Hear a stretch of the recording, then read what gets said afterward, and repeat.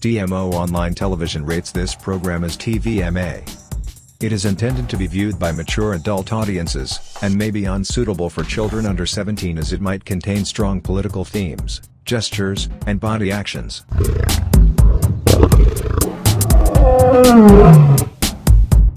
Coming up now, on TMO Online Television. Democracy of the Twagane Kukizamu Chitwetaga, Bwakabaka. Era kyaluma Museveni! Okiko mawala. Natukugambira ku podium in this constitution was smuggled. Ebitwakanyako ebimusibo byatuwandikibwamu naye ng'owandika mu constitution yaawa nti ettaka lya gavumenti nga yalisuubulawa. Museveni ajja akyusa constitution y'olwa interests ze kasita yafuuka nti interest bantu takyazigoberera, interest eggwanga takyazigoberera. Natuna interest ye y'okutunuulira butya bwakutwala eggwanga lino ng'asobola okusinza mu kigambo Uganda afugiremu the entire Africa. Awali akalumanywera n'ebigendererwa bye by'okukyusa mu constitution baganda b'okubawagika mu buwaayiro bw'okuba nti niwankubadde bajja boogerako naye mu constitution mwalumika mwemuli era temukyali ayinza kubanyenyaako interest ab'oluganda be. Najja atunuulira eggwanga lino ng'akitegedde nti ddala mu ddera balikitegeera nga bwe tubadde tukikritisizinga nti si waawano naye ekikolimo kiki tulina twatunuulira layini ya bayibuli ng'etegeeza ebigambo lino neka nti ndigabula eggwanga lino mu baamawanga ne balira mu maaso gammwe nga mulaba twakola nsobi ki gye twagala okwanukula twenenye ewa Katonda kibi ki ekyo ekya ssakirigo kye twakola ekitali kaasonyiwa nga bannayuganda ne Buganda neebuuze twazza gwaki ddala Katonda twamukola ki okutuwa ekibonerezo ekya namba 3 ndigabula eggwanga lyammwe mu baamawanga nga Museveni boola nti munnalwanda ng'ate ali mu ggwanga Buganda mu Uganda mwatalina na luse n'atafaayo nti butya bwa Zaffe ne M.i.S.O nti yali mu Yudaaya n'aweereza Misiri bulungi n'atakitwala n'aba mubi gye tuli mu Buganda n'aba mubi gye tuli eggwanga Uganda. Kale okugabula eggwanga lyaffe mu baamawanga ne balira mu maaso gaffe nga tulaba ba Museveni be bali ku ttebe ennene era entukuvu naye buli mukulembeze ajja afukira ffe Buganda tusobola kuyimirirawo ku lwaffe.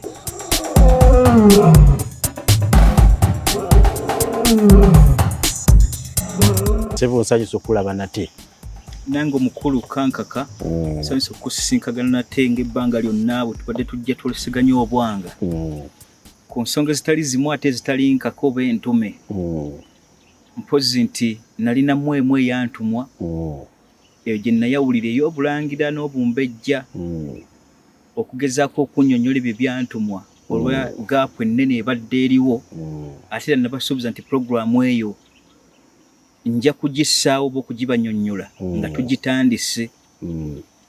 olw'okwewala abazigu abatuli mu mugongo gwaffe n'abo abali mu maaso bwe tutannaba kwetegereza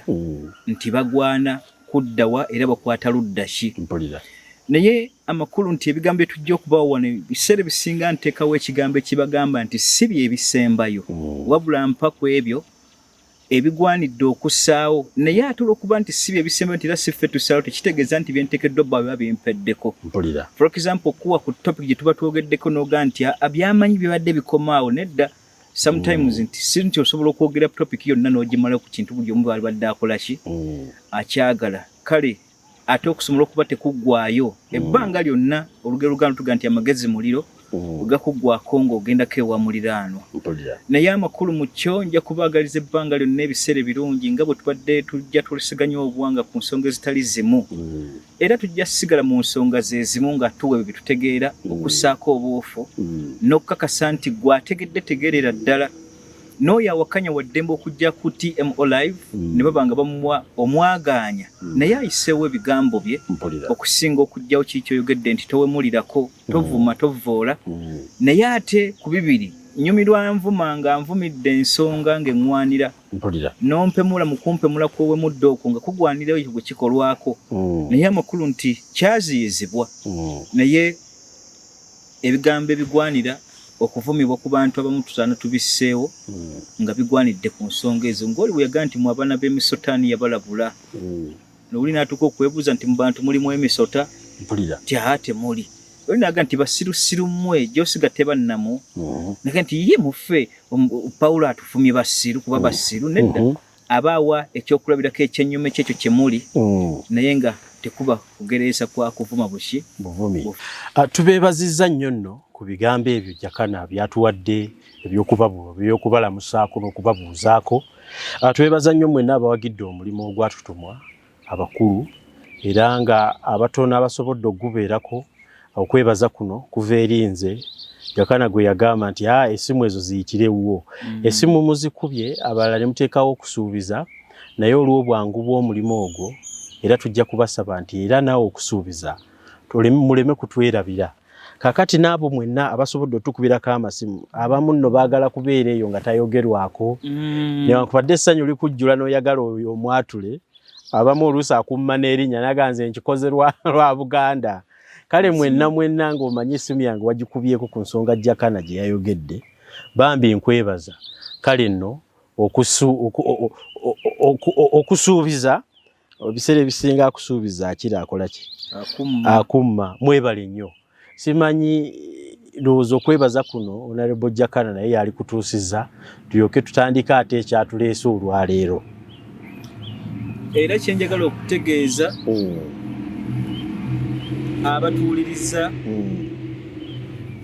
ebbanga lyonna ku TMO wano bangi babadde nga bankubira ku masimu awe mabegako bifo nga tetunaba kuyisaawo nsonga eyo era ne bayogera ebigambo bino nti tubadde tukola contributions nyingi ne tuziwa bannaffe naye ate obuzibu tuze tusisinkagana mu biseera bye tubaddemu ebya Bobi Wine Museveni bwe twaweerezanga ensimbi amannya ago baagajjanga ku mobile money oba ku bank account zetuweerezaako ensimbi baatulindiranga ku airport nga batukwatira mpulira wateeka ssente mu buyeekera wateeka ssente mu kujagalalo kano naye ne twebuuza nti waabeewo omukwano wakati w'abo abaagenda ebweru ku baamawanga okuweereza ku bannaabwe ssente. Kale njagala okubagumya ne kubategeeza ebigambo bino ebbanga lyonna temuggwanga mu maanyi amazima n'olyaga nti mazima ddala Katonda lwe lwazi lwange maanyi ag'olubeera agataggwaawo naye ekintu ky'okola nga kya mazima ebbanga lyonna kisigala kya mazima. Kale ebyobufuzi newankubadde omukono gwabyo mugazi era nga munene naye $50 million simanyi lwaki kyalivuddeyo linaabanga agitunuulidde nga kyewazi kugakireetera omuntu okwesittaza nti atadde mu buyeekera oba kikale byo by'ebyokuvaawo ebyekyana ekito ebyetaaga mu gavumenti yaffe okutunuulirwa n'amateeka palamenti okutuyamba okugayisa amalungi agayambako ku abo mu mpeeza y'ensimbi kubanga emiliyoni tesuula ate era tejjaako gavumenti wabula ate ebigambo bisobola okuggyako gavumenti nga temuli ssente. Kale mu mpeereza eyo n'ebikolwa bannaffe bangi tebaagadde kuboogerako ate bwe nali mbategeeza ku mulimu ogwantumibwa saasaba ssente nti oli ampe nnyingi nnyo wabula ffenna bwe tukwatiramu oli akusindikidde omutwalo w'emitwalo 5 naye mwebali abantegeeza ebigambo ebyo nti atuwa ennamba nga tebagimanyi tesoma amannya go tekola bweti naye ate nga ennamba yange mbategeeza nti nagiwaaba ne mbategeeza ebbanga lina kubanga kwaliko abasindika essente zaabwe okulw'amataka okubayambako ku nsonga ezimu ne ziba nga ziggwa. Kale sikinaako nnyo bwettanira ate ne famire gye tulivu si efamire etamanyiddwa ewayiriddwako ebintu bingi nekonjerwa bingi naye ne tusigala nga tupulveiringa amakulu nti kitange bagezezzaako musibako amatu g'embuzo muli Nsengo bannagavumenti bennyini ne bamuwaayira obuyeekera ne bamuwaayira bino ne bamuwaayira biri era akafansonyi kalemerwa His Excellency President. Kale nalaba ddala nga lyekkoona erisembayo eryamuwakibwa mu kifuba kye naye amakulu mu kyo saagala mutye omulimu gwe tugenda okukola si gwa buyeekera gwaffe gwa Buganda ate era si ssente za Jakana Nadduli kulya kunywamu mata ate ne bwenkuziddwa simanyi kuwanyisiganya buweereza obulwadde obwange ne bunnuma nga essente eziwano tezajja lwa bulwadde bwange ezo sizikwatako ekyo nkirabidde ku kitange ebbanga ddene lumu bamuweereza sadaka omusajja omu bamuyita Goodman Company era yamuweeza essente ndooza zaali miliyoni 12 namugamba nti taata essente zino nzikuweereza osobole okugabira ku banaku kati bwe twali ewaka twasanyuka olwa Eid egenda okutuuka tutumanya nti atufunye ku mugabo gwe tugenda okugabanako era bannange nabagamba nti naye nno muyinza okusanyuka ne mukoma ku njokye oba ku vvumbe nabagamba nti ate kitya temugamba nti mwetegereze taata oyo n'enkola ye gy'ojja okukola nga ninga nga yagenze ku muganga okweraguza bwe zaatuka yatubuuza amanya gammwe Kristo kuli gagenzeeko nti ati galiiko okikoze bulungi nnyo tie ezo ne sente z'abanaku mmwe temulimu eyo kati nze ke bampadde kano akange kaggwera mu mmwe mpulira najjako emitwalo gya 25 gye baamulagira okulyako essente tuzitambuza mu mizikiti gye yatutwala miliyoni 12 zonna ne tuzigaba mu mizikiti abaali bataliye mwawulira mutya nga azitwala ekituufu nga enkuzibwa gye tuba tukuziddwamu omanya kitaawo naawe ne weemanya ku kyaba akuyigiriza amazima kale yakola ekyokulabirako nga kirungi ate nga ebbanga lyonna lyetuwangadde naye tuwangadde nga akuza kugamba nti essente etaliiyo togibalanga mu nsawo yo era ebbanga lyonna bbanga lyafugidde disitulikiti talinaako kimuwaayiriziddwa era nzijukiza ttiimu Museveni gye yasindika eruweero yali 9 26 bajje batazaame owekitiibwa Nadduli sente okuva mu 98 zibadde eza disitulikiti yakalyako mmeka batandika mubaako bamusiga okulya kubanga Museveni kyo nga sirimbye yatya nnyo muzeeyo okuva mu nsiko mbemu ti mutannaba kusomako mu bitabo biri yamulabanga mubasobola okuba naye ku level musingira ddala mu magezi aja amukira kale mu ebyo byajja abayisaamu mu nsiko byabayamba baamutya nnyo ng'ayinza okwesimba okuba pulezidenti kwe kumulisa akakanja ebbanga lino lyonna lye mulaba n'okutuuka essaawa ya leero naye kyenjagaddemu kye nti bagenda omusindikira abajambula bajje ba audit auditinga ebitabo bye yasigala nga abanja siringi 3 kwaba bajja okukola audit nga ye abanja ebisatu ebyo kale ne babanga bajjiddawo ne baviiramu awo nga yatega ogw'ebyayi ne baddayo nakino njagala okubagumya nti tewaliwo bunyazi ku kintu kyonna kyemba nambise ate era nga simuze sinti nja kudda nga buli kadde okujjako ekiri bakiganye kati abaaye ensonga eno yabadde etaaga okuyitawo tusobole okuyambaga naye nja kubaako nkakiddwa so mu mbeera yonna waliwo essanyu erikubugaanira nina abakyala babiri benjagala okwogerako ku bo asookera ddala nja mwogera mu ntandikwa asembayo nzijukize muteeke mu kusembayo asookayo mukyala Florence Bukenya yasinzidde Belgium n'aweereza essente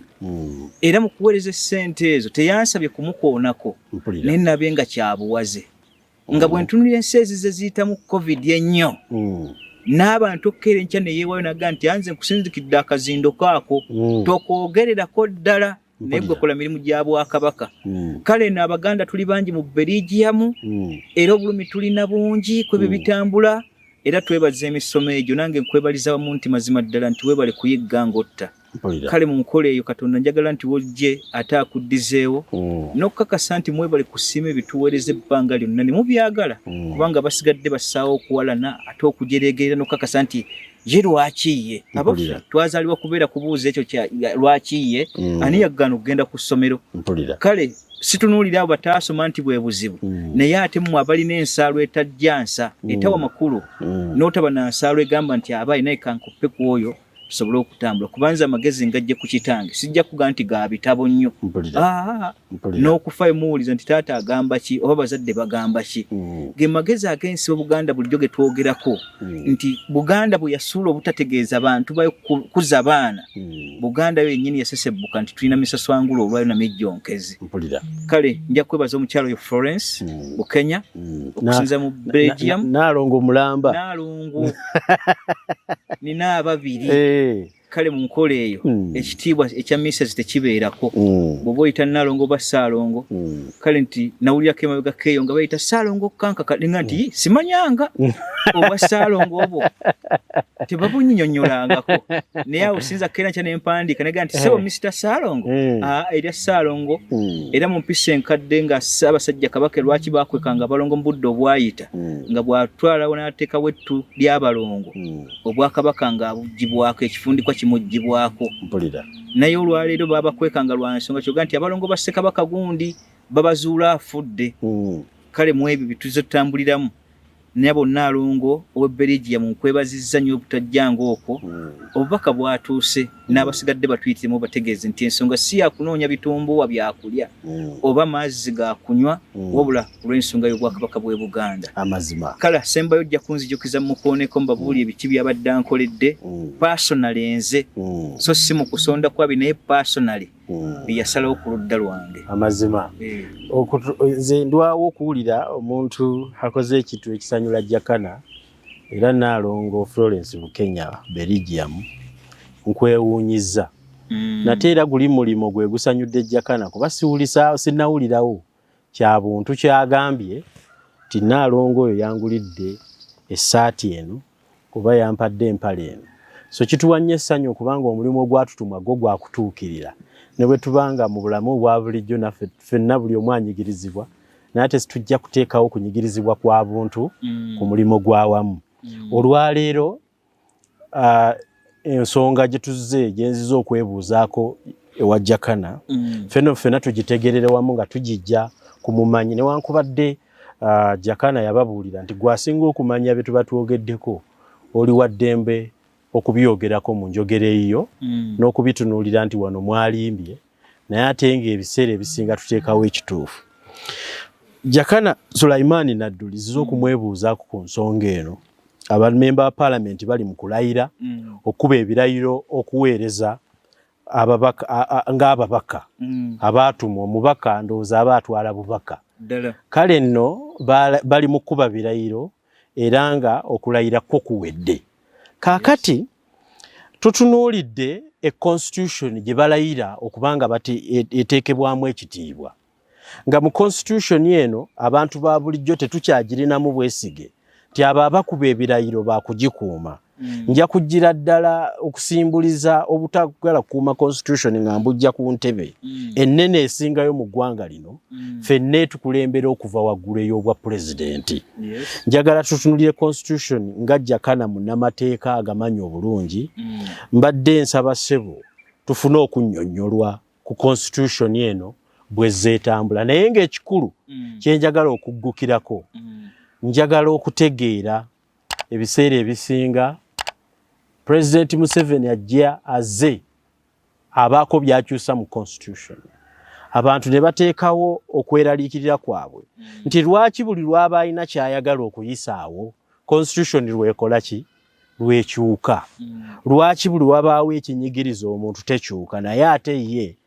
constitution ekola mu butuufu bwayo singa kiba kifevalinga ye constitution ekola mu butali butuufu era kikyusibwa singa tekiba mu his favor kakati n'okubadde kulaajana kw'abantu kwa constitution kantegeere mukulu Jakana let me understand kantegeere ekintu kino kye bayita constitution constitution ya Uganda kyeki kijja kitya mu nkola yoke ntegeereremu biri ebirala kuba sijja bitegeera nga sikimanyi kyo kyeki constitution kino kyeki banna TMO bannange ate banna Buganda oluvannyuma ne Buyungu Uganda tugattira awamu nti ebiseera bisinga tutandika n'ekigambo Buganda olw'ensonga nti is the mother to Uganda era nga eyazaala Uganda ye Buganda ebbanga lyonna ekitagenda kujjawo newankubadde nti ebitambula n'ebyo ebikolebwa biraga nti wakyaliwo abatakkiriza mu kusiima okwo ne bassaawo obusosoze ate obutagenda kuzimba yadde okuyamba naye ekigambo bw'obuuza nti constitution kyekiyitibwa ssemateeka omubage era ebirowoozo ebiteereddwa ku mateeka ago nga bimaze okubuuzibwa ku bantu n'emiramu egyo gitugattira awamu ekyo bayita ssemateeka oba kituyita constitution era constitution eyo evaamu obuwaayiro obuba bungi obuwa obuyinza obulala era obwogezaako okunnyonnyola constitution ekulaga nti tennyonnyolako yokka mu mateeka egamba nti waliyo ebitundu ebirala oba acts endala ezaweebwa obuyinza kyovula nti bw'oba ogisomako amateeka mangi tojja gasanga mu constitution nga bakuvunaana waliyo acts eza penal code naye ng'obuyinza bujja ku constitution n'obeerayo acts ezoogera ku kituyita civil cases nga nazo obuyinza buzijja ku ki constitution kati bingi bitunuulako naye ng'obuyinza mother ssemateeka ono awa obuyinza ku mateeka agasigalidde naye okunyonyola kwa constitution bw'oba oginnyonnyola bagamba nti amateeka ago gasome mu bubufu bwago nga yo bweri bwe yagannyonnyolera tosoma tteeka n'otagenda mu rules of procedure gwe kujjayo lwaki etteeka eryo lyajja kubanga amateeka gajja nga gayinza okufaana mu constituency oba mu society n'olowooza nti etteeka lyajjira nsonga gundi naye ng'etteeka ekyalisirawo lyogera ku nsonga gundi kaakati bakugamba nti soma amateeka ago mu buufu bwago lwaki gajjibwawo kituta rules of procedure ezinnyonnyolera constitution eyo ne interpretation y'etteeka eryo okugwawo so si gwe keera nkya n'oga nti etteeka lino baatedde okutemako mukono n'oga nti omuntu abba bakubuuza nti abbira mu kiro ki era nsonga ki yalireeta kutuuka okutemwako omuki omukono kale constitution naye n'engeri gye yennyonnyolamu nga yo amateeka gaayo 4 ku 5 agaginnyonnyola butya bw'ogisoma butya bw'eyimirirawo era ssemateeka oyo atambula atya okulambikibwa kaakati nga tunnaba tutuuka ku constitution yaffe eya 1995 ono njagala kukuzzaayo ku lutambi constitution tugifuna tutya ejjeetya okukakasa ntutuuse ku ya 1995 eyeetaganjuddwa Ssaabalwanyi ebbanga lyonna ng'ate interest ye yeegoberera ekyo so si interest bantu si interest ggwanga naye nga bwe tutandika ku 1995 oli aba abula ng'obanga ze direct ng'olinga ettimba bwezza okumira naye katuddeyo kukemega mu byafaayo oba oli awo ali eyo emega wa TMO gwe twoleseganyizza obwanga ayinza okutegeera ensonga eno mu buufu bwe yali badde yeetaaga okugitegeera kaakati before nga tunnaba kujja mu 62 twatandika n'endagaano 1994 eyo yali wakati wa Buganda ne ggwanga Bungereza ebbanga lyonna tukyogerako nga bulijjo nti kujjukizira kintu kino kikukwate kikubukale nga kigatta eggwanga lyonna so si Baganda bokka kubanga lwaki gye tuvudde eri yereesa amawanga gano states 13 esigadde okwegattira mu kigambo Uganda awamu naye tekyagwa bugwi nti kyavudde eri nga bukubala laddu bwekuba noga nti kitanga nakyo kirabye nti ddala kiribako cause kaakati endagaano eyo eyo 1994 twadda ku ndagaano y'Olw'Enda ne tugikola butya bwe tugenda okukwatagana n'abamawanga bano endagaano eyo bwe twali tugikola ne wabeerawo n'endagaano endala etandika n'Omuzungu ereeta bannayuganda ebbanga lyonna nayo yatandika mu mwaka gwa lwenda lwereere kaakati bwe tusooka tutunuulira endagaano zino ezaffe ze twajja tutambuliramu twaddako endagaano ya Order in Council 92 endagaano eyo teyina njawulo na ndagaano za Museveni zakola mu constitution ya 1995 olwairo mu amendments zaakola lwaki Order in Council bwe yajja kwonoona ndagaano ya Lwenda eri amaanyi agaali gagirimu ku muzungu lwaki kubanga yeekengerawo mangu endagaano gy'akoze nti yakuziza akabasa kanene kubanga endagaano y'Olwenda yalaga nti bano abazungu 1994 bazze wano lwa protectorate kukuuma bukuumi Buganda n'ebyayo n'okugattako ebyo biteekeddwa okugattibwako ng'eggwanga erikula kaakati bagenda okitunuulira mu ndagaano y'1894 yali ebakuba akalippo n'endagaano y'Olwenda ng'esoma bye bimu nti obuyinza bwe batuwadde obw'okukuuma ate Bungereza byenyaze biyitirivu n'etwala Bungereza Buganda bw'eriba etuwawaabira ejja tuwawaabira mu context egamba nti we are protectorate to them era naffe gye tuli mu maaso gaabwe twali protectorate gye bakola ki gye bali kaakati protectorate ate tobba era totwala naye bw'otunuulira amasanga gaatwalibwa zaabu yatwalibwa feeza yatwalibwa ebisolo ebyatwalibwa ettaka eryanyagibwa ebyo byonna ebyakolebwa Buganda esobola okuwaabira Obungereza ne Bungereza nesasula trillions like 400 trillions Buganda zeebanja Bungereza mu kuwaabira ekintu ekyo kale tutandika n'akawaayiro akaga nti tuya protectorate bw'otunula ekigambo protectorate kyakitegeeza ki Bungereza bwe yakola mu nsobi n'ekyo yatwala kiba kiteeka okuddira Buganda kati kwe kuleeta endagaano eno eya Order in Council ejjemu ku buyinza bukendeeze ku ndagaano y'Olwenda n'endagaano y'1894 bwetyo bwe tuzze tutambula ebbanga lino okuva mu mwaka gw'Olwenda olwereere mpaka we tutuuse ku ndagaano ya 1955 eyo ejja lwa luvannyuma lwa Ssaabasajja Kabaka mu 1953 okuwaŋŋangusibwa bw'amala okukomezebwawo ne baga nti ate twali twakkiriziganya mu ndagaano y'1953 tituteekwa okugamba nti Buganda ejja kwefuga oba eggwanga Uganda lyefuge wano bwe tuli mu constitutional crisis 1955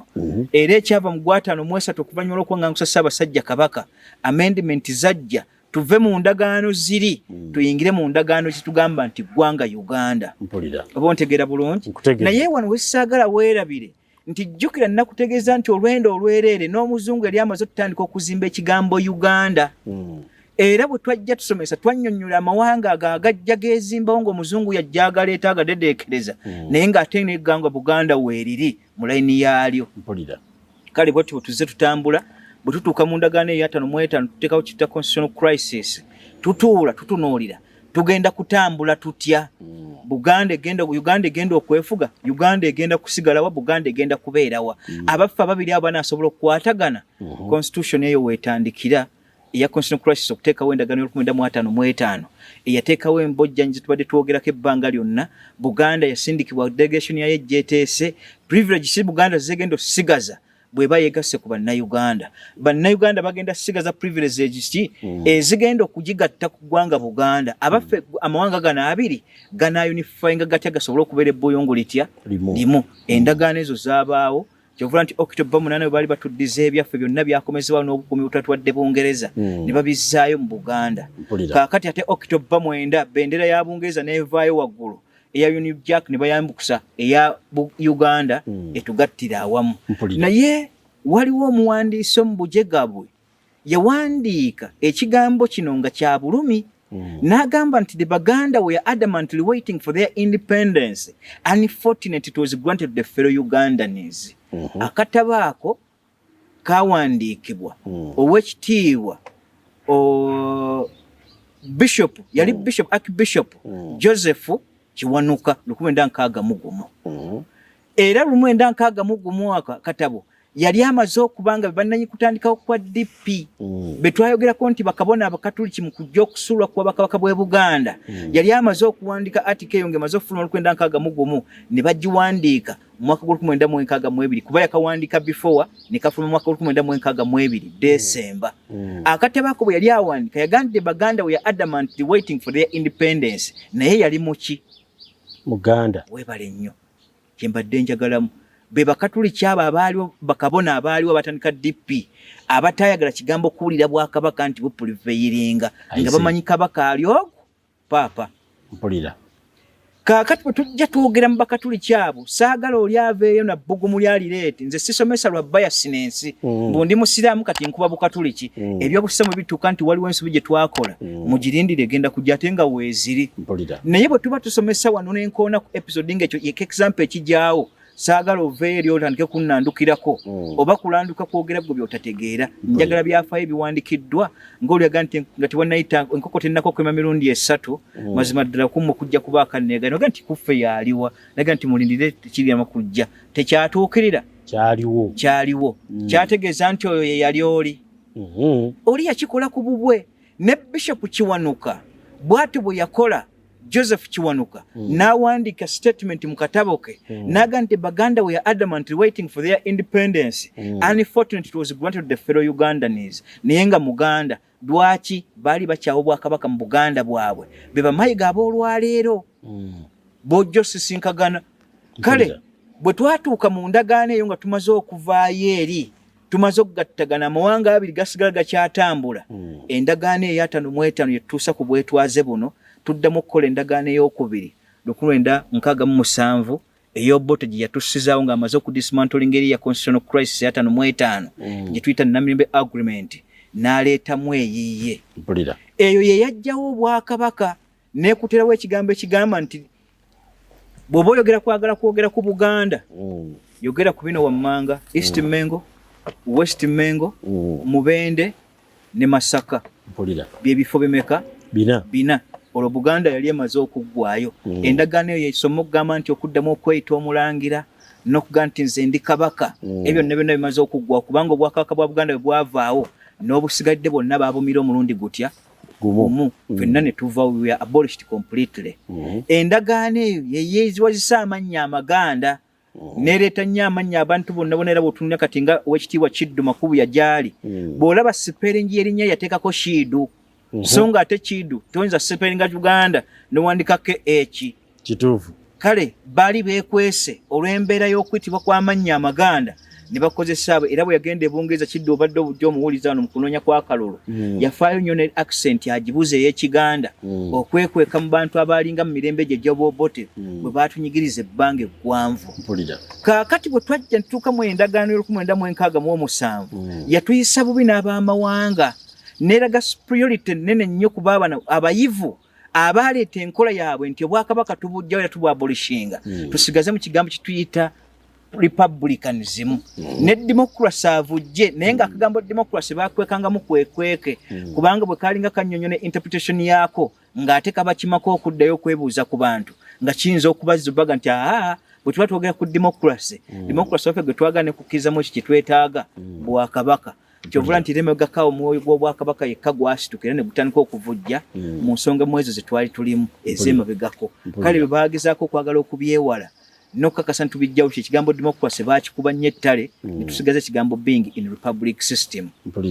Kaakati bwe tumala okujja tuzze tunuulira bwe tuzze tutambula constitution gye tutunuulira ezze etambula etyo tutuuka ku kwene ya 95 tuleme tutunuulira ya Museveni yokka mu nkyusakyusa yaakyo naye eno ey'Obote ate owekitiibwa M.i.S.O yakulira wano ye nannyini kugiwandiika eyalimu ebyo byonna ebyogera ne ku dismantlinga Buganda naye ani yakuza M.i.S.O simanyi nga si Muganda naye ate weewuunye yakulira wano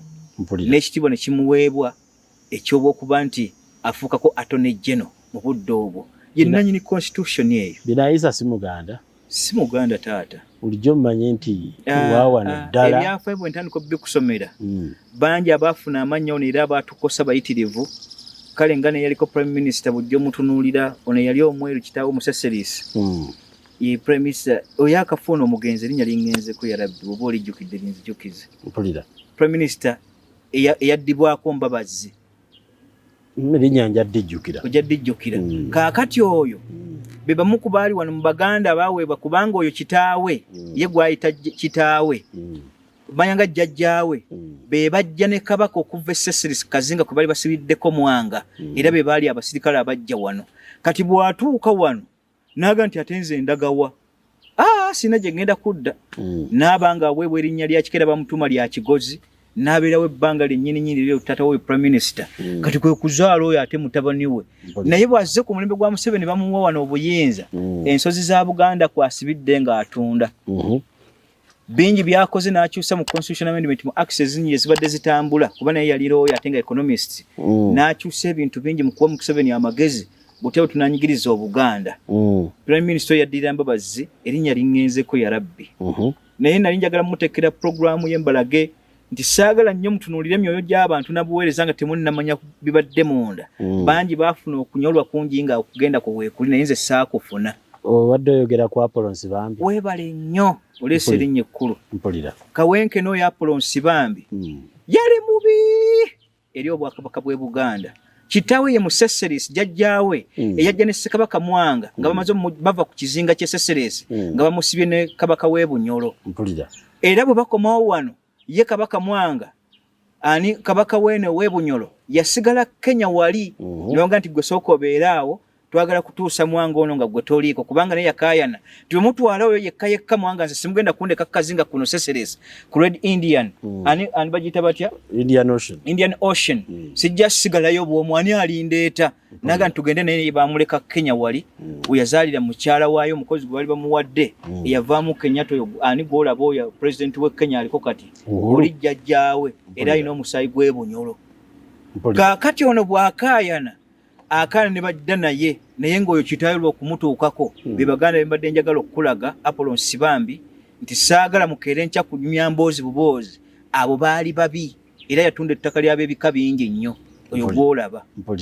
kale njagadde kukuteekayo awo okulaga bayithenga ne Bishop Kiwanuka bwe yali afaanagana n'oyo bw'afaanagana naye nga tutuuka ku nsonga ebadde egamba nti M.i.S.O si Muganda ye yakola constitution eyo Buganda yakuza mukuze era bw'ogyogobera olubu lwabwe newankubadde baafuna amanya nga yabaga balaga nti weegali Obuganda bwabwe tebwali bwa mwoyo naye ekigambo kino nakyogerako mu episode ezaayita nti Ssekabaka Daudi Chwa abazungu bamala omutunuulira ennyo n'okumuteeka ku nninga n'Abaganda n'alaba nga bamutadde ku nninga yabulwa akattu n'ayogera ebigambo bino n'aga nti Baganda bannaye njagala okubategeeza mu kitabo kyange kino kyempandiise era nga mpise mu musomesa wange Sitalaka eyansomesa njagala okubagamba ebigambo bino nti Obuganda olwaleero n'okubannyonnyola ekisembayo mutwalanga bikolwa simanya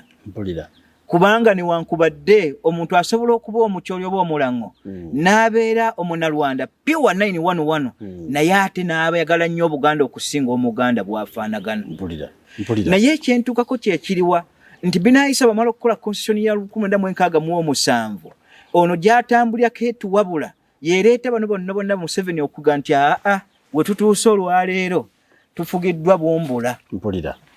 Bwe bamala bassaawo okulonda kwa Kalulu ne bakabba mu 8 bano bakozesa advantage eyingira ensiko. Kaakati mu kuyingira kw'ensiko gye bavuddeyo eyo gye tutajja kulwa 86 bwe bafuluma Buganda etandika okukuba ensasage ng'etunula akayingo kali aka namba 7 redressing all the errors committed by past regime. Baagala okubuuza Museveni nti abaffe kabaka waffe agenda kudda atya. Ne bateekawo constitutional amendment n'alagira mu kawaayiro k'okugenda okulongoosa mu tteeka eryo 93 kabaka n'alyoka akola ki atikkibwa. Naye ng'awo wonna tukyali mu ndagaano na constitution ya 1967 ey'obote mpaka mu mwaka 1995 as it was amended ne bakyusa constitution eyo n'ebirowoozo byaffe byasindikibwa Odoki akome mu bantu adde yatunuulire eggwanga lyali badde ligwanidde kufuga litya. Kale ekimmooni bwe yakitukuba Museveni n'asembayo ng'atwisidde mu mulange gwe bayita Besweri Mulondo n'alyoka muwa ekyoja mu mire eggulo limu. Ndowooza akasente ke yamuwa kaali kangi ne kamuziba amaki ye bwe bamala okuyisa omulamuzi Odoki lipoota ye ate weebuuza otya kwasembayo nga gwatumya akakiiko n'ogaa nti katunulye Besweri Mulondo oli omumaliro otya obudde yeebuuza ebbanga lyonna n'oŋŋamba nti Besweri Mulondo n'ebidde bwe yatwala Odoki obudde bwe yatwala bwonna n'okwebuuza ne lipooti gye yakola ng'erina kusalibwawo lisosi gwe kabona wetugaa nti semusota guli mu ntamu bw'okuba tolya ne bw'ogulekamu tokola ki kale okutuwa federo n'obutatuwa sibawo njawulo kwe kumusalira ebitooke bino okukoonakona enju ye gye baamuzimbira ng'omulangira. Kale ge gamakezi Museveni mwebadde ajja atuyita otulemesa ebyaffe ng'atuteerawo ebikopi n'ebizandiza ebiri abitalina makulu n'akugamba nti twakyebuuzaako naye nga yakiwa obwa minisita ne kituulamu ate n'akyebuuzaako nga yakiwa mu kimanyi nti kijega nga naye bw'anaakibuulizaamu dikoye akuyisa mu mateeka katagenda tugasa nansi. Kale constitution amendment eya 1995 yatuulibwa CA abo abajja mu 93 okutuula n'okutunula lipooti y'Odoki nga bwezze tuteekawo nkola ki Museveni gye yeebalama ng'atuyise mu Besweri Mulondo. Kale eyo constitution amendment y'e95 ezze etaganjulwa kubanga kati ekibuuzo ky'obadde oyagala wano wekiva. Lwaki tuzze tukyukakyuka nga tukyukira ku ludda lwa Museveni ne lwayagala so si ludda lwansi yadde eggwanga. Ekibuuzo ekyo abantu bazze bakyebuuza nti lwaki constitution etaganjulwa always in favor of Museveni. Emirundi constitution gyezeekyuka gizze zikyuka giraga nti ye lwabaako kyayagala kiyitawo abantu lwe balina kye beemulugunya ekyo kyo kigaanibwa. Kale nno mu ebyo nga nnyina ne kyenteebereza ekirala mbu nakiwuliddeko newankubadde jja kwetaaga kinyigiriza okwongera kikamulamu amazima nti akawaayiro k'emyaka 7 kuba n'asaavinga paalamenti kyate kaayongeddwa mu amendment. Singa n'aba nzudde constitution eyo n'enkasoma nja kubeera nja kwetaaga naye olw'okuba nti oba n'emiramwa mingi n'emirimu nja kabuulizaawo nga nteebereza okubaamu kwako nekiyinza okukavaamu nga kwekali. Jakana ntunuuliza constitution zino okuva lwe bavudde mu nsiko lwaki zize zikyuka azizuje zikyuka zitya in favor of Museveni? Essebo njagala okubategeeza nti principles zitwogerako oba points the 10 points program bwe zaatuulibwako ne zibagibwa mu nsiko mu 1985 zaawe ebyokulabirako byali bingi nga naawe atudde we babikunnyonnyola olwaleero otegeera nti abajja baalina omulamwa gw'amaanyi n'omulaka. Naye ebbanga lyonna mbategeezezza nti ekyennyuma kya His Excellency the President yafuuka derailed olwa interests ze ez'okwagala okuba omufuzi ekiseera ekiwanvu n'okukakasa okuba omufuzi okukakasa nti kalumanywera ayogerwako ebitagasa. Era bw'osoma ku Napoleon Museveni agadde nnyo ttambula mu trace ya Napoleon era Napoleon was a true chameleon era n'oli yamugaa nti mazima ddala Napoleon si bbala limu. naye era bwentunuulira amabala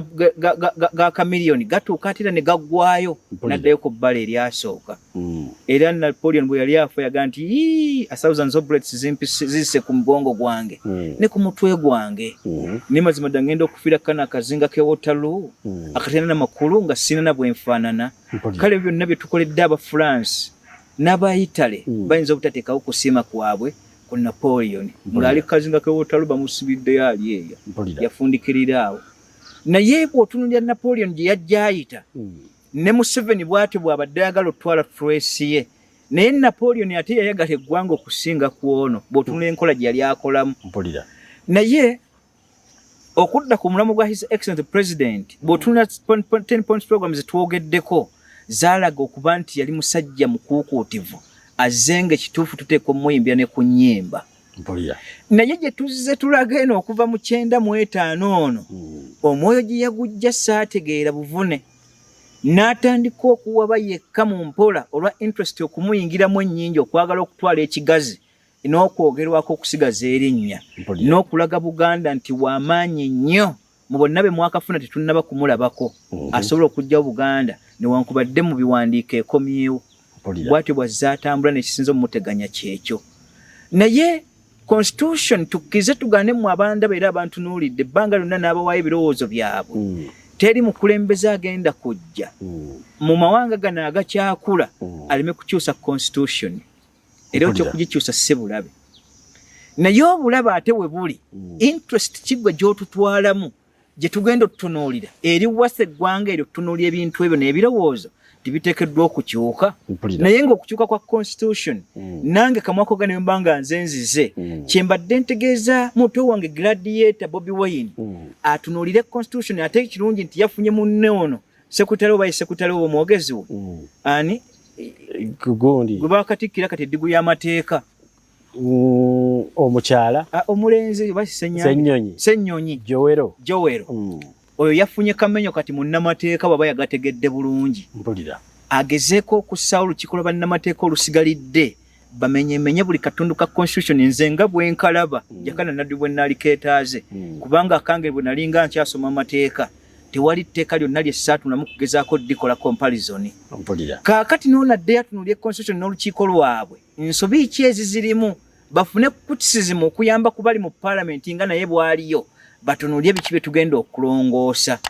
Oba nfuna bulungi bamala okutunuulira obuwaayiro obwo bwe baliba batuuse mu buyinza bwabwe nga Katonda bubaazise biki bagenda okulongoosa. Ekyokubiri biki ggwanga lyetaaga kutambula lutya bo bakyayinza okusikayo lipooti y'odo kyeri ne bagireeta nga baba opposition okukakasa nti mu parliament we batuuseeyo baddamu okuyisa amendment eyo n'etteeka tuddemu tutunuulye lipooti eri yakomawa abo boolaba era kijja tuyamba kinene mu opposition bwammwe okuba mu parliament kubanga ffenna tuli ku mugendo ogwanga n'abantu kituufu. Kaakati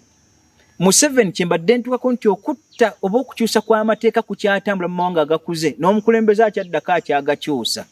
olw'obunafu bwa parliament okukakasa nti temanyi mulimu gwayo n'obunafu obubaddewo kubanga ebbanga lyonna abadde mu bukulembeze obwo nga baweereza bibiina so si ggwanga si bantu. Oluusi ebeegumanyi naye neegusuulirira olw'ensimbi si gusuulira busuulirizi olw'okuyisibwamu enguzi kiteekewo bulungi okuyisibwamu ki bamemba parliament on judicial notice bali tubalaba nti bateddeko sente ku akawunta tetumanyi kyatulaki bazitaddeko tobabadde nga tobawulira abamu nga Sewungu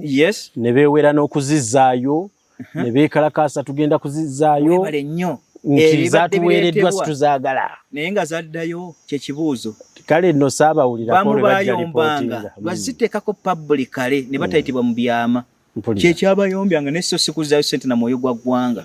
ebyo mu byobufuzi bwe mbitunuulira ne bwe mbiraba Jakana Nadduli tukyali kubawo olwolwo tukyali kuba ku bambeekulo bali awo bwe batyo bakuba buno bwe bayita pereketya kuyita nswa naye nga sibuweereza mpa ku nswa bwe buyimba bwabwe kaakati bwe tuddayo ku nsonga yaffe eyo bw'otunuulira parliament etaddeho obulagajjavu buki newankubadde omukulembeze anajja nga anaasobola okukyusa constitution obuyinza obusinga bukisigala bwabaliwa bwabamemba ba parliament kale ekyo kufaayo n'okuteekawo amaanyi gaabwe okugezako okukyusa constitution eyo. Naye kinjagala okutegeeza bannayuganda basooke bategere nga sinnatuuka ku lwaki Museveni ye interest ye ekyusa constitution eyo ku lulwe. Executive mu mateeka eya president erina obuyinza obukyusa amateeka. Nga tonnatunulya parliament eri naye erina akawaayiro akaayo akagiwa obuyinza mwenga executive n'ekyusa amateeka. Naye amateeka ago mwe muyita ne ordinances oba orders president zaateekawo naye nga baziwa ennaku 9 gy'emyezi 3 nga bwe yalagira nti amakerera galeewo tasukka myezi egyo 3 ku 6. Ate bw'aba agezaako kiremera kalina okuwa ensonga n'agiteeta mu parliament lwaki alemye okuta ekintu ekyo okukiggula bw'abanga akiyisa muli kasa kisuka ennaku 9 alina okunnyonnyola. Naye nga executive mu kuyisa kwayo okw'amateeka erina limiti kwekoma. Ate era bwe beegayisizza amateeka ago still gadde mu parliament gaverifyingibwe. Owantegedde bulungi parliament bwemala okugaverifyinga gajje mu judiciary eteeke mu bitabo byayo Road Development Center efulumye. Onfunye bulungi kakati awo tuze tutambula bwetu bwe tuli naye nga kinjagadde okuyisawo mu ntandikwa tikkiriza obagana n'omukulembeze agenda okuddako nga Africa bwe tukyakula twetaaga omukulembeze agenda okujja naawe emyezi 6 bamemba ba parliament ng'omulimu gwe ogusoose gwateekawo constitution amendment ne tuyisa amateeka katagenda kuddamu kukyuka lubeerera. Ne tuyamba ku bakulembeze abagenda okujja tuba tufunye balumira mwoyo nga constitution talina bwagikwatako wagikwatirako amagye gennyini ge gamulwanyisa bantu bennyini be bamukwatako nti awo tonnaba kutuukayo n'abajja okubatunulamu nga tubasunsula emyoyo gyabwe okutangira ababi abalijja. Kyetaaga omukulembeze emyezi 6 nga awangudde ne batunula constitution eyo specifically obudde obuwanvu n'okwebuuza ku bantu etusawo constitution esobola okuyamba eggwanga ebiseera ebirijja mu maaso. Ne twewasa bame ba parliament ebijega ebitudde mu parliament awo ebiyisibwamu ensimbi lwaki mbiyita ebijega be bajja bateemanyi na kiki beetesse bakawakayima bawango bawakibe. Kale mwebe tujja tunuulira twetaaga tweyozeeko ennaku eyo nga tunuulidde mukulembeze eki olwaliro speaker bw'aba amaze okuwangula n'addayo kyemusaba ebbanga lyonna nti akkirize atunuulire abantu n'eggwanga okuddamu okulikolinga ku nsonga ezo aziddemu azo bame ba parliament kubanga naye obuyinza bumuweebwa. Eggwanga twalibadde twetaagaliriwa olw'akawaayiro ako n'okutunulira his excellent president addemu akolerera address mu kutunulira mu nsonga ezo eggwanga okulongoosebwa mu kisanja kino. Kati nzirayo ku nsonga yaffe wano wali ensonga lwaki Museveni yali etaaze okukyusa constitution eyo entakera ng'ate emabegako mu constitution amendment twalina owekitiibwa Saamu Njuba yakola omulimu munene akwana n'okuteekebwa mu monument n'okujjukibwako mu Buganda ebbanga lyonna n'asmagolinga obuntu bwa his excellence bwe yali asmagolinze naye n'abamusmagolingako n'abulaabingamu mu constitution era kyaluma Museveni nekikoma wala n'atukugamba era ku podium constitution was smuggled. Ebitwakkanyako ebimu sibo byatuwandikibwamu naye ng'owandika mu constitution yaawa nti ettaka lya gavumenti nga yalisuubulawa nga constitution y'eggwanga enkulu n'okuyimirizaako ekigambo Uganda square miles zeyina ezaali entobeke mu ndagaano y'olwenda zaali square miles 50 ebite byayo kwe yali etukula nga sibigule onuliizi square miles 12 z'ekibuga Kampala nejjanga etuwambako mu constitution y'enkaaga mu 7 bote we yatunyagirako ebyaffe byonna bye bakyalemedde abo boolaba. Kaakati Museveni ajja akyusa constitution y'olwa interests ze kasita yafuuka nti interest bantu takyazigoberera interest eggwanga takyazigoberera n'atunula interest ye y'okutunuulira butya bwakutwala eggwanga lino ng'asobola okusinza mu kigambo Uganda afugiremu the entire Africa awo wali akalumanywera n'ebigendererwa bye by'okukyusa mu constitution baganda bw'okubawagika mu buwaayiro bw'okuba nti niwankubadde bajja boogerako naye mu constitution mwalumika mwemuli era temukyali ayinza kubanyenyaako interest abooluganda be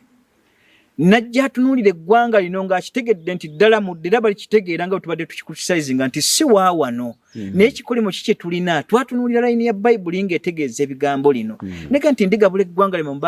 baamawanga ne balira mu maaso gammwe nga mulaba twakola nsobi ki gye twagala okwanukula twenenye ewa Katonda kibi ki ekyo ekya ssakirigo kye twakola ekitaliiko asonyiwa nga bannayuganda ne Buganda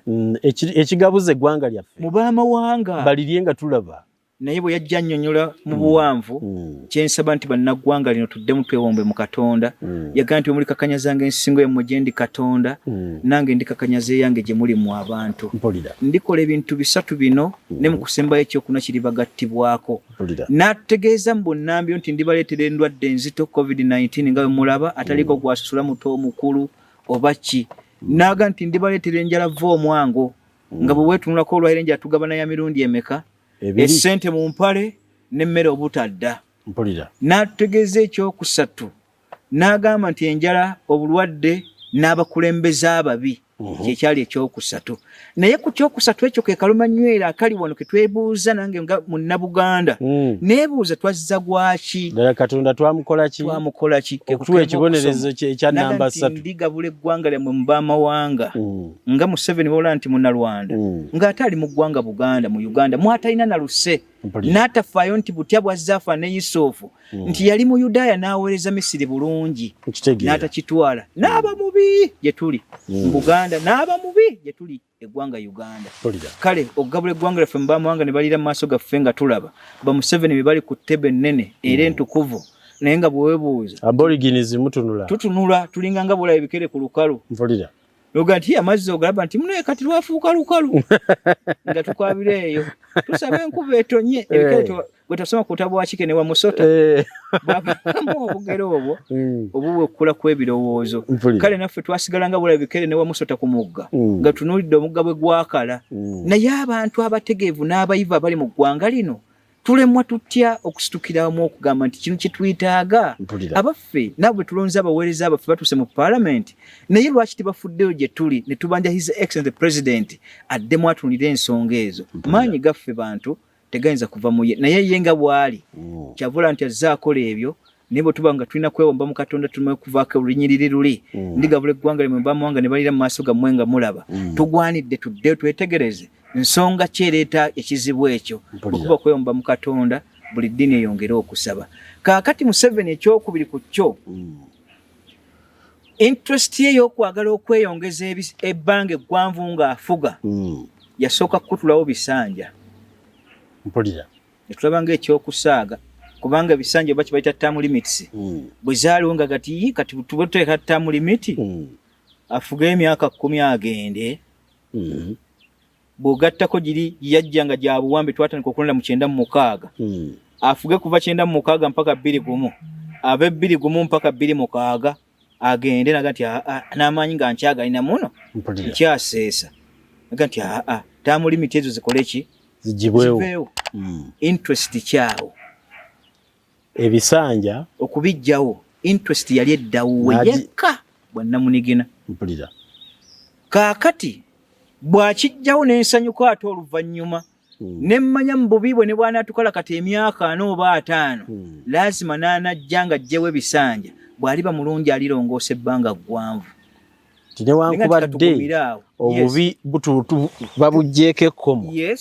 naye ate n'obulungi bwe bulijja tebulibaako kkomo naye obulungi obwo nga kyensiba mu kyo bwe buliwa okusobola okulongoosa buli jjinja lyonna eritakyusiziddwa lisobole okukyusizibwa oba okuvuunulwa oli agenda omumalako akaseera k'akalungi nga tekyali ayinza kujja kwonoona kaseera ako ne bw'aba afa okuggyako amawanga gatwetoolodde nga ge gavuddeyo tulwanyisa kaakati interest kisanje ekyo yakijjawo lwa interest y'okutwala ebbanga eggwanvu ng'afuga naye ng'ateera mu interest eyo temwabulamu bigambo ebi bibiri ndigabula eggwanga lyammwe baamawanga ne balira mu maaso gammwe nga mukola ki n'anyigiririzaamu Buganda n'anyigirizaamu eggwanga Uganda ffenna ababiri tuli ku bikukujjuku ye namba 2 interest ey'okubiri wezze kwe kuggyawo emyaka 12 bba nti kaakati emyaka egyalikoma ku 75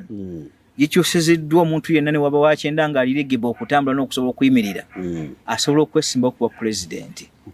era nakyo nenyiiga nensanyukiramu wamu nemmanya nti bakadde baffe bw'abanyigirizza ennyo nga bwe ntunuulira Oweekitiibwa Nadduli singa mazima ddala yali akkiriza mu mbeera ye nga n'okweyagaza yeeyagaliza yali yesimbye ku Museveni ono n'amuggyako kubanga essente tezitegeeza buganzi Buganda bwe mutegedde n'eggwanga Uganda akyayinza okwesimbawo n'amuggyako n'amusuula ettale naye bw'atunyigirizza ennyo n'asukka ne tukana okulowooza ku bintu ebifaanaganako ng'ebyo. Mpulira. Oba nfuna bulungi? Kufuna. Kale mu nkola eyo ajja atunyigiriza bw'atusuula temba ne ssente. Ani yagamba nti okujja ssente ze zikweta nti olina kuba nazo. Gwe baazikusondera abamu nga ng'oli mu nsiko. Abaganda abalala tebasobola kuzibasondera. Mpulira. Basobola. Kale kakikumi bbiri Bakali ne kabakake bw'omu bwa Namunigena n'Anjuuye ng'abalaalo oba Abanalwanda. Lwe yeeyagalizza. Yes. Nti kati ebisanja nabimala. Bw'akalipo k'emyaka bwe kazze. Kaagala osibirayo ye n'ab'enjuuye. Nakaaka kuddemu. 12 banejja. Mpulira. Ne bagikyusa nti kati emyaka 75 givuddewo. Oli lubeerera asobola okujja n'ayimirirawo bw'aba asobola. Kale ne ntunuulira nga bwe twalibadde tuteekeddwa okulonda ne tugaa nti abantu baffe ababadde abayivu oba abategeevu. Buganda bwe twetunulira nga tumaze otutuula ne kokasi yaffe. Ne tugaa nti tutudde olwali twaga tutunuulira nga Ssaabasajja oba Ssebufu Bwango yaayise. Nti buli mwana anajjanga okwesiba mu paalamenti ayiteko eno tumwaze oba olukiiko we lutaddewo olwetunuulira kwaba bagenda okutuula mu paalamenti bagenda kutunuulira batya endagaano 1955 nga bwe twakisomesako privileges ezaali zigiriko essaawa yaliro ezitatuukiriziddwa. Bw'otunuulira ebiwandiiko tugaa nti naye buli mukulembeze ajja afukira ffe Buganda tusobola kuyimirirawo ku lwaffe nti ye oyo yenna anajja okwesimbawo ajje nga tumale kukola naye endagaano Buganda okumuwa akalumba muganyi ne Buganda ereese owaayo abantu abayivu badde bangi abaddewo. Bw'otunewo ekitiibwa omugenzi olwaleero bambi yakafa Archbishop waffe Lwanga. Development gy'abadde atadde mu Bukatuliki development gy'abadde atadde mu ggwanga kubanga bw'ozimba ekintu kibeera ebweru kiyamba beebweru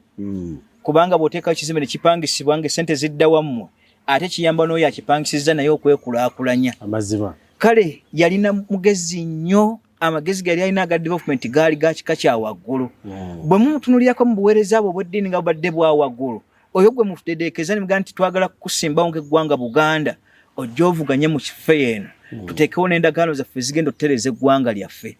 Ne tugaa nti tutandike okukuba enkyuka tutunuulire Busoga neesobola tuwagira nti ye naffe otutambula tugaa nti Buganda ereese ono Bunyalo twagala mutwegatteko sobole okweggyamu eriggwa lino eriggwa lya Museveni singa twalifulumya dda. Naye yanasooka nayo tukuba akalipo kwesooka kutuleetera bamayiga kikira ekyo ng'abayitamu bw'atyo n'atuleetera bano n'abayisaamu essente zino n'assawo bambega batatadde buli kadde basirikale b'otunuulira n'Abaganda bennyini boolaba nga yali badde w'amaanyi bawasajja ba Prince ng'ate babega Obuganda okuzzaayo eri ebiwandiiko n'ebyama Buganda eryesumulukuka ddi mu ebyo okujja ekigere kwa Buganda. Awo kuba kulinnyiddwako mu buli mbeera yonna kubanga abaali badde ng'abagundiivu mu nsonga eyo ate bagenda batuvaako betusigazzaawo abo abatalina nsonga na mwagaanya. Mpulira. Kaakati 12 eyo interest yali yiye naye nga interest kweyongeza buyinza. Mpulira. Naye tubuuza abweyongeza tumuganyuddwamu ki eggwanga eryamu ne Buganda. Mpulira. Najja n'abeerawo n'atuliisa akajiri n'atukooza akajiti ebbanga lyonna ne tubeerawo nga tugumiikiriza naye tugenda kugumiikiriza paka ddi kyekibuuzo kubanga tuliko kikolemo kyoli yaga nti buli liiso lya mulabe era byekkakalappwako talituuka mu nsi ensuubize kyobula nti emyaka 40 bayongerako 3 ag'eddungu Offspring zino bwe zaakula ne zisajjakula galyana gaali gamaze okuyisaawo gaabali ng'abaali balabye kakalappa bonna bafu. Offspring ze zaatuuka mu nsi ensuubize. Buganda tulinawo akakalappa ke twakola akalinga akatuleetedde ekyo okukakasa nti ate Abaganda bannaffe bennyini be basseri enkwe ezisusse mu kulya Obuganda nga mwegasse ku Museveni. Baganda bakika kyabo bannaye. Ebintu bino Jakana bw'obyogerako ebyokukyusa constitution ate tujja ntubituliramu mu area endala bibadde tebikolebwa constitutionally kubanga newankubadde okukyuka kukkirizibwa ndyoke kukuba enkyukira bwe tuba tugenda mu article eya chapter eya 18 mu constitution yeyogera ekigambo constitutional amendment ne procedure ki mwe tuyita nga tunaakyusa constitution eyo n'obuwaayiro bunaabunakyuka mu amendment yaabo nga tuyise mu parliament tukola tutya era ki kye tutunuulira okukyusa kwa constitution eyo buyinza bwaweebwa butya parliament mu katundu ak'ensanvu mu kukyusa kw'okuteekawo kw'amateeka abaffe procedure eyo eyita etya ani aleeta motion mu parliament mu mateeka Minister kyateekako omukono yali mu layini y'ekyo kye bateesaako kubanga ow'ebibira tajja kujja mu byattaka.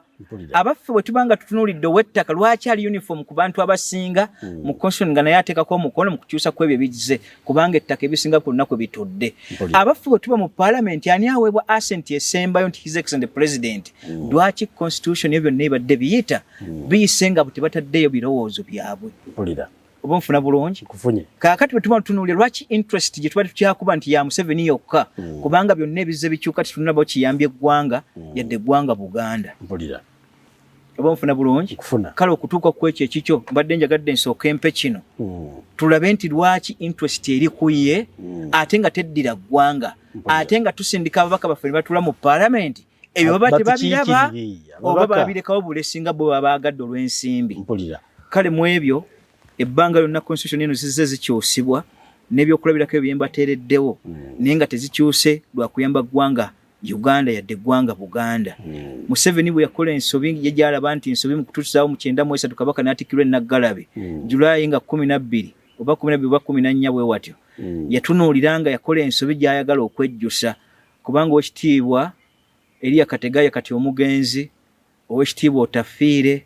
n'abasigalidde abo ye Otafiire ebbanga lyonna sikimunenyeza ye yabagamba lwatunze ebyobwakabaka si byagala era teyabaddeekaawo ng'ajja agamba nti yagali nti mubiweeyo naye nze sibawagira ndi political analyst ekudda mu nkola y'obwakabaka nze sigiwagira tabadde mu kwekwekerera abadde mwanjula okufuna omanya nti entegera y'ebyobufuzi ali wano naye ate bannaffe babaddewo mu kuwaayo ebyobulowoozo byabwe mu kutulinnyira n'okutulyamu kwenkwe akulaga nti muli naye ng'ate ali ku ludda luki lulala yeri yakategayo yabaga nti abo bakabaka mu bubawe emyezi 2 bujja kuba bumaze okuba balina ssente ez'okubulabirira bwe bwadda ssebo kati tukyali mu myezi 2 kaakati ate mu kusembayo nga tannaba kufa n'abaga nti twakola ensobi saamanyirawo Abaganda ne bannemesa n'okuyitano nti bakyali bwe yali adde ewuwe eri embalala mbu bali mu Masaka Ssaabasajja Kabaka yakyadde mayiro 16 tuli mu jjaamu ekitali kibuga okuyingira mu kibuga Masaka nga jjaamu mayiro 16 naga nti kiki ekibaddewo kisibe nti Kabaka yakyaddeko e Masaka naga yakyadde e Masaka amaanyi yagajjeewa bannaye abeeranga bwabuuza Katonda ate Katonda batugiridde mu nzijira gye baatugiriramu naye kye neebuuzira kye mbadde nkwabira ssebufu bwange ebbanga lunaku episodes tubadde tukola nti adde mwatunuulira amaanyi g'okuva mu mwaka 12 mpaka 1894 amaanyi ago ge twakozesa gaatuyamba nnyo okuba muzungu emyaka 68 olwalira ddemu ate Obuganda bwetaggolole buddemu okutenta zaalwo ono Museveni talina bwali waliwo ekyawandiikibwa kiwangerezaako nti kale nno bw'ojja n'obyogera n'embikuŋŋaanya kituuka oluusi n'enkirowoozaako nti kiyinza okuba kyalagulwa ku ffe nti abaalugabire bwe balikwata ku buyinza mu Bayibuli kijjudde abo abaalugabire era abagala akawandiika ako bayimba bayagala nnyo okubuuza naye Jakana Bayibuli gwe gy'osoma eyiyo yakikula ki naye nabaga nti ate mweraliikirira nga nolwaga nti mweraliikirira munaalya kitunaanywa ki mulabire ku nnyonyi ez'omuttale tezisiga tezikungula tezirina mawanika zikeesa njala naye bwebungerera nga zikoze eki azikuse n'abuuza ekibuuzo kino nti waalisiza ebyo bitalina kusaba teyalisinza okuliisa mu abalina okukkiriza okutono kale mu Bayibuli yemweyo gye twasomerangamu ebintu ebyo nga mbijja ku kitange mwebyo yansomesa nga akutte bitabo Bayibuli yakinsomesa nga akutte kitabo musobola okujja ne mwokesaamu ne mulaba n'emikejo we giri ne mutwalako ne tugaba n'amagezi ge ffenna agaawamu lwakuba nti okutegeera kwa Katonda teri ategeera Katonda yenna kale mu byo musobola okujja ne muwandika ne mutwala ku kitabo ekyo ke kawaayiro koyogeddeko akabaalugabire mwe kali abo balisembera ku bukulembeze ensi tegenda kuba na mirembe paka akaseera kabwa kaliddayo mu busa kale mu bomu abo botunira his excellence the president batunyigiriza naye nga akabonero ka nkomere kubanga kujja kwayo ne Bayibuli keyogerako bwe baliyolesa akabonero k'enkomerero akakulu obumu ku bubonero obukulu naye akaseera kajja kutuuka bakola eki akaseera kaabwe kaveewo amazima buseera ntunuulidde constitution engeri Jakana gy'onnyonnyoddemu n'enkakasa nti weewaawo bwatalibaawo kweyagaliza ate mpulidde nti constitution yalibanga yalibadde nnungi newankubadde nga abagikwatamu okugikwatamu bagikwatiddemu mu interest zaabwe naye ate okutuyiwayo okusinga kwababaka betusindika muki mu parliament waliwo entanda gye waali basibiridde entanda eyo nga sinnaba kugiteekawo njagadde nnyo okutuuka ku nsonga ya His Excellency gye wabuuzizza ku constitution empya gye baagala okussaawo. Akantu ako kazze katambula ku WhatsApp n'enkagwako nange. Era abasinga bakampeereza ne baagala tukakooneka kituletedde pulogulaamu eno. N'okumanya nti lwaki tukyusa amateeka. Constitution ezze etambula ng'eraga nti era nnambike mwaka akajja katambula. Bw'abanga takamanyi His Excellency the President asseewo emyaganya n'emikutu gye egy'aba intelligence bajjemu batunuulire akantu ako kaayise katya nga kali smuggled ne katuuka okuba nga constitution oli agikubye bw'atyo. Bwe twali twogerako ku episode emu nannyonnyola akagambo kano kankabaddiremu. Ne mbaga nti mu byobufuzi tuteekeddwa okwegendereza ebintu ebi bibiri naye ng'ate bibeera bisatu. Bannabyabufuzi abasinga batunuulira nnyo opponent ono gwali naye. Bobi Wine akuba Museveni. Museveni akuba kiki? Bobi Wine. Oba opposition against the incumbent party beefuga. Naye twerabira nnyo tetuyita third party. Third party eyo esobola okuvuga mu ababiri nga invisible hand eyo tomanyi third party kyetuvuga. Ekyokulabirako kye kino. Third party omutegere buki? Bulungi. Third party asobola okujja wakati wammwe mu abavuganya n'ayagala sseewo ekikye ate third party oyo nga kirina kuyitamu mu ababiri nga mumaze kukwatagana bulago. Ekyokulabirako kye kino. Ebbanga lyonna ekyaleeta First World War ne Second World War yali third party. Era bw'osoma ku kikompole kyakubanga kiweseddwa Germany ne kijja kikuba America ate France ate n'ekyaweesebwa nga kivudde France ne kijja kikuba Germany otawo ne lubalukawo. Naye oli yabuuza nti ddala koosi ki nga third party baamulese wali yali atunda ebyokulwanyisa bye yagenda n'aweesa ekikompolo nga kiriko ekigambo nti France n'aweesa n'ekiriko Germany ekya Germany n'akikubya France ekya France n'akikubya Germany. Batandikawo olutalo olubalukawo wakati w'ababiri. Naye nga kyeyali agoberera kiki ye bizinensi y'okutunda ebyokulwanyisa okuyitawo. Nawala tukyasobola okuba wakati waffe nga weetuli abakulembeze ababiri muto wange Bobi Wine alina okussaawo obwongo nga bugazi atunuulire ani third party ayinza otukozesa wakati wange ne Museveni n'ayisaawo ekikye ekitagenda kugasa ffe ababiri nga tweyuzizza. Ekyokulabirako ekyokubiri mu ggwanga Buganda ddala Uganda wano abagagga bangi weebali nga bakozesezza central government most especially mu privatization gye bassaawo naye kyembi ate ffe abaawano babadde banalwanda okusinga abakozesezza Abaganda mu kussaawo bizinensi zaabwe nga Abaganda kalinga ng'akawera akatuteereddwako nga bizinensi za mulala. Yes, tunuulire olwaleero twawoggananga paaka yaddi nga bagyokya ne bayokya paaka yaddi ne kifuuka akattiro ng'omuliro mpaaka yaddi tegakyali mukalambiramu abasuubuzi ne muzzaawo ne babookya paka bwe mwapowa ayazimbawo olwaleero yaani si hamu ompulira bulungi. Kaakati ye yali third party wakati w'okwokya abasuubuzi okukyawa gavumenti naye ng'ate we Bobi Wine yali alagira ebyo si yali abiragira. Museveni bw'abanga si yali abiragira ate ba businessmen b'Abannarwanda abali mu bintu ebyo be bannannyini kozinga ebyo. Era bamisi kigundo ogenda beetona n'empapula zaabwe n'okwogerako ebyobugagga byabwe ojja bisanga nga si byabwe kubanga bw'osoma mu mpapula abamu ze bakusindika n'empapula ze basayininga abo boolaba akuteera mu pati n'agamba nti M.i.S.O kigundo yennannyini bintu ebyo ne bawandika mu kampani ebintu ne bibeerayo mpa kyakulabirako bwe bimala otutuuka mu kampani M.i.S.O kigundo addamu n'aguza Lwakayikala ebbanga lyonna kiyite kivaayo naye kiraga nti Lwakayikala yagula ku M.i.S.O kigundo kye batabalaze era kyetagenda kunoonyereza naye ng'ate yatuma M.i.S.O kigundo okussaawo ebyo olwedde yali Lwakayikala n'agulira mu mannya g'oli ate oluvannyuma naga nti nguza naye ng'ate muwala ba M.i.S.O kigundo. Kaakati abo ba third party betwogerako abo waliyo omukono ogwo okubeera ogw'aba businessmen ogutambulira mu economy y'eggwanga ogusobola ate okulwanyisa political arms zino okulwanagana. Naye amakulu wano we tuli mu ggwanga Uganda political arm eri invisible oba kita third party mwagyetegerezaako mu ababiri naye okulabula okunene kugenda wa muto wange oba mukulu wange Gladiator Bobi Wine atunulira ensonga eyo nga ngazi alimejjisaamu kubalaata. Kaakati bannabuganda naffe tutuuka ku nsonga eno bwe natunulidde constitution yaffe eno nga nkwatemu ng'amateeka amatuufu mweteeka okuyita mu katundu ake-18 aka constitution akalambika constitution amendment teri yakakoonyeko parliament egenda bugenzi mu kulayira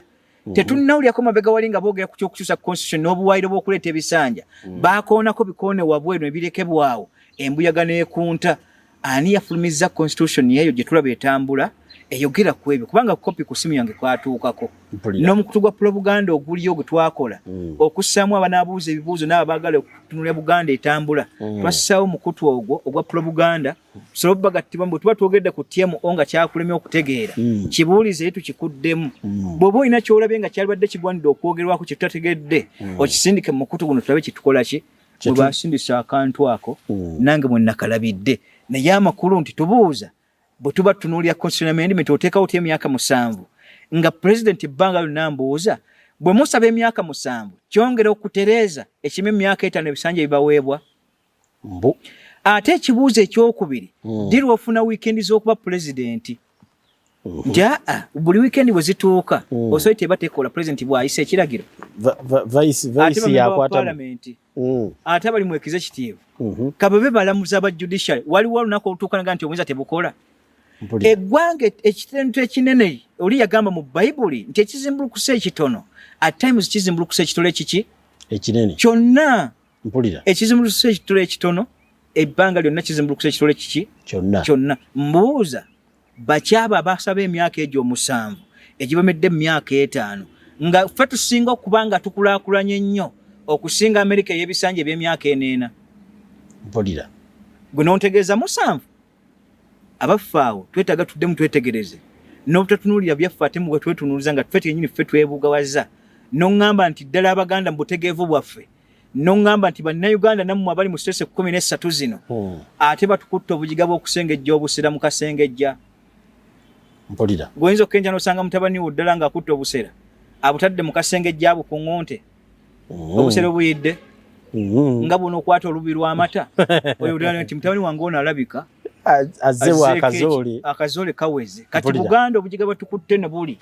batusanze tusengejja busera mu kasengejja mpulira kale mu nkola etuddemu twetunuulire tusobole okugjawo ebintu bino n'okubuuza n'okuwandika apiiru yonna kwabo bannamateeka nga tuyise mu Road Development Center eddemu ewandika ekiwandiiko ekyo ekiweereze Parliament mu kwebuuza kwayo nga tebannafuluma bitabo bulinga obwo abaffe Road Development Center naye tubuulire bakyaba esobola okuteekawo mu muwatiganya gw'ensimbi gwa bajeti batunulire bakyaba batandise okuba constitution eyo twaliwogganira wano nga waliyo third party ekoze ekintu ekyo bano ababiri batomeregane wetuukira n'okkuba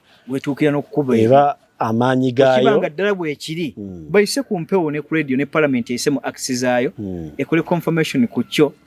ogwo mulimu gutumale nti abaddako abagenda okujja kuba si bano ate babeera baaguli oguddako ttaamu bamaze okulayira bali balina kujja nga bebe emyaka 7 mpulira 26 butuufu ebyo nsobola okwogera ku ekyo bw'oyogera ku third party mu kutegeera kubanga bangi nnyo abataagala wateredde abaagala nti bo mu ntalo mwe bafuna obutabaawo bwazo n'obutebenkevu bubanyiiza kakati nga banoonya kye beesibako ekiyinza tusitulira awamu kuba nange mu ndowooza yange tewaliwo ngeri gy'osimagolingamu kintu ekyo nga tekyajja mu lujjudde obukulembeze buweereza baffe ate nze bukye Ssaakutuma mpozi nga twatudde ku lukiiko lwa kyalo ne tugamba nti naawe kiwagire situkiwulirangako kale nno engeri gye lubadde lukujjukujju ebiseera ebisinga ate ku favoringa aliwo nakyo siyinza kiwakanya 100 ku 100 nti tekisoboka nakyo era kisoboka tunaakiraba ne tukikugumiza singa kinaaba kituuse Jakana Sulaiman Nadduli mu kusembayo wangambye okujjukiza okubaako gwe weebaza omukyala nzijukidde waliwo n'owokubiri yampandiseeko ne kitange tomwerabira Ibula Sima ye Ibulaanike Mukasa njagala naye mukooneko mutegeeze nti ebintu bino byetaagamu amagezi si kubaamu sinovaine ekisaati kyo ng'okijja okikunkumudde okuva ku anga n'okissako mu bino ojja mu bantu n'otandika okwogera ebiringa ebyo naye njagala okwebaza omukyala gwe bayita Mariam Mbabazi omukyala oyo muweebaza era Naalongo naye simanyi bannaalongo banfuukidde ki naye ate nga mu bulamu bwange sirowoozanga kuzaala ku balongo yadde okubeera nga obuga nti mbeegombera wa mulala nga kankaka bwe yanampita ku mukolo tuzina abalongo oba tumale ensonga zaabwe mu mpisa ey'eddiini naye nga nze sikirowoozanga okuba nti mpitibwa Ssaalongo naye olw'emikisa gyammwe egibali mu Bwakabaka bw'e Buganda nja tuusa okwebaza kwange gye muli mu ababiri naye nga mu kusembayo kwa Nnaalongo ono Mbabazi Mariam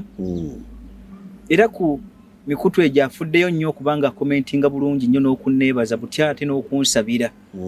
lwaki mutaddemu ekyensusso mu kumwebaza amasaati ge nnyambala amataayi ge nsiba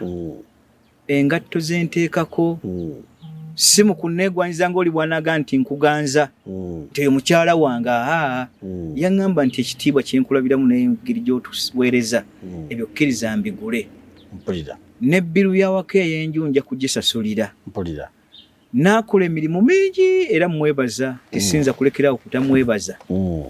anaagana buganyi naye nga kyenjagala okutuusa mu message eno omwami we takwatibwa ensonga yonna erowooza nti waliwo ensonga eyinza okutambula wakati waffe naye wabula okuggyako okugamba nti okusiima kwe naye nga mu nkola eyo tewaliwo kiyinza tugatta kisinga ku ekyo kugenda mu nsonga ndala naye njagadde okutuusa okwebaza nti annyambye ebintu bingi bifo nga sinnajja na kutunuulira nsonga eno yantumwa abataka abalangira n'abambejja okubaako wenjesa okugitumwa okugikola gye tusondera akasente okukakasa nti esobola okuyimirirawo era n'okuddamu okubategeeza nti Jakana Sulaiman Nadduli Bayibuli yatugaana okwekubira amagoma kwega nti muziziddwako okubira amagoma ago kubanga amagoma okugeekwe tegalaga butuukirivu mu mmwe naye mu ebyo bye njogera ne bye nzisaawo sinzira ku ebyo obwesigwa bw'oba otunulamu bwe mba ngwanidde okwesiga onneesige oyo alemeddwa okunneesiga si lutalo olaba ababaka ba Katonda ne Kristo baagaana okumwesiga naye ate Jakana Sulaiman Nadduli naye ng'essente sisaba zaakulya ate era si zaakwejabaata nti njagala ŋŋendeko ku biiki nnonayo ki kale njagadde ntuuse okwebaza kwange kwo mu mbejja oyo ate omulongo Mariam Mbabazi nti tatunulidde kusosola kw'amawanga ate yafuddeyo nnyo okakasa nti Jakana Nadduli beera bulungi nti ebbanga lusigale ng'otuweereza essaati ereme kukaddiira awo ettaayi oleme okutunula bw'otunaga nti okwebaza kwange bibyo byonna nja kubiteekamu si byambu akasente yakaweereza ekiteete bbanga kingi genda ogule engoye endala genda okule kino enju gye sasula bbiru z'amasannyalaze ate tokoowa kuŋŋamba bisigadde kubanga sikomye bukomyawo ku ekyo naye njagadde obeerewo nga okyatuweereza kale akugamba nti okutaliko kwebaza okutaliko mpeera kugenda nakukola ki nakwebaza omuntu oyo nsaba Allah w'ekitiibwa muwejja n'etaliko kubalibwa n'ebimusumbwa Allah bimutaase mu mbeera yonna asigale nga naye muweereza era aganywe mu bulungi bwako bw'atussizaamu amaziba kale be babiri abo Nnaalongo Berigium oyo Nnaalongo ate naye mukulu yasindise ettereetebbwa lye terinyuma kwogera kuba yaganye tulyogereko naye bwe ŋŋamba nti ettereetebbwa liba ttereetebbwa bwe bansawo ya muwogo tetwagenze na buno bukutiya bwa buveera bumyufu oba buno obwa guliini twagenze na kukutiya ey'ekkiro 10 ne bakusimba eriwogo naye nti wuuyo genda otunke naye kale naye tuli yasindise eddene ery'omulimu guno okusobola okutambula gugwekerera muli gusiima kubanga nasaba ekitiibwa taata tubeere naye mu programu kankakanga atandise ozikwata era programu ezo tujja zikola emirundi 4-5 okusobola okutunuulira ensonga gye tugenda okukoonako mu buufu bwaffe tugitambuze kubanga okusaba kw'abataka n'abalangira n'abambejja kwazze lwa nsonga eyo okukakasa nti erireeta obuzibu mu maaso eyo kubanga abataka abasinga basikiddwa nga ababasikidde bato ate abamu tebasomeseddwa tebayambiddwako mu buweereza bwa butaka obwo n'okutunuulira butya ensi bw'etambula nga badde.com nnyo nga twetaaga tubajjeyo okubasembiza ku Buganda egenda okuddako egenda kutambula etya naye munaye kyalinga kusindika munya mu ssubi tigwe baategeeza nalabira ddala ng'omulimu mwangu lwakuba nti gwazitowaawo we nasabira ensimbi okunsonderako weewukkawuka naye nga nze omu ako ke kamere k'okulyako olwaleero gye ndi nkutegedde bulungi kale nja kusembayo Ibrake njagala abalaba programu eno bamusindikire obubaka buno kubanga ne ku mukutu gwe ngutaddeko oba sima bagitaani gye yaweererezaako extra smart digest n'aweerezaako obubaka n'omu ku musaveya oba omuguzi w'ettaka yagaa nti yagula ku ttaka lyewa Haaji n'assawo n'ebiwandiiko byange n'ebya Haaji n'amaloboozi n'ebiringa ebyo kera nti twamunyaga ettaka ne Haaji n'amunyaga ettaka. Njagala okubategeeza ebisembeyo nti message njagala giweeza Ibulake nti namuweereza ku mukutu gwe kuli kwennyini ne mugaa nti njagala akole ekintu kino mu kuba mukwamagezi agasemberayo ddala nti tosala gwakola nga tonnawuliza gwaki gwakalenzi ampite ku live ye ku programu ye kubanga mu mateeka tulina kita post office rule bwe nkuweereza message kankane egga nti nja kwetaaga ku saa 6 gwe nonnyanukulira message eyo ku mukutu omulala nga nasindikidde ku email n'osindika ku WhatsApp etteeka bwe mba sijje terinkwata bagga nti etteeka weesizza obubaka we wamu woba oyanukulira oyo kwaba akuweereza obubaka kaakati bwe mba njagala kwanukula oli yatugenda tubba ettaka era twamubba ettaka ne ssente n'endagaano zonna zaalina njagala nnyanukulire kuli mbagonjule bombirire Ibulake namusabe nti ekintu ekyo njagala kiteeke live saagala atwale episode agenda akole edit ebimu abikuunyuulemu njagala giteekewo live nga talinawo kyajjamu kuba naye njagala musomeseze ku platform ye yennyini n'oli yennyini waba asobola oluvannyuma lwa kino okubaawo kwaki asobola okuddamu okumuyita n'abeera waawo